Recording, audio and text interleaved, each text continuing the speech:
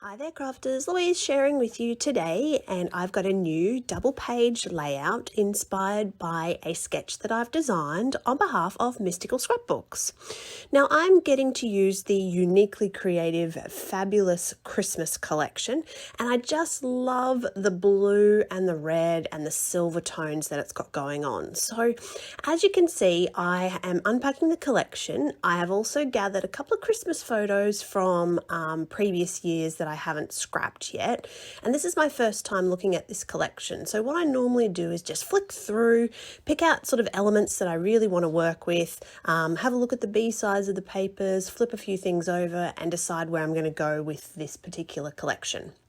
So, because my challenge for you is to create a double page layout, as you can see, I have chosen two background papers and I'm using these beautiful stripes, and I've also printed out some 4x6 photos. Now, off camera, I'm going to go ahead and print out a couple more 4x6 photos because the ones that I had just weren't working for me. And you could do this layout with those little 3x4 cards like is in the sketch, or you could do what I've done and use the 4x6s.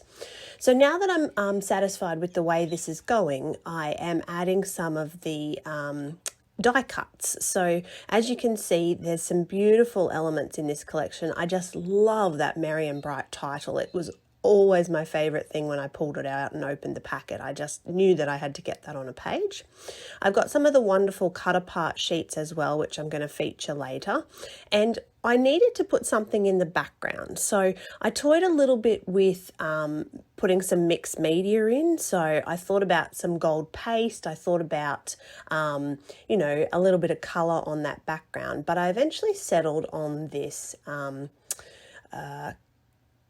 this cutout from my silhouette machine. So I've used gold glitter cardstock only because I didn't have two sheets of silver, but I actually really like the way the gold looks. And now that I'm starting to lay it out on the page, I'm also using some of the reject pieces, as you can see, and I'm just slipping those in the background to give a little bit of extra pop of gold and a little bit of interest.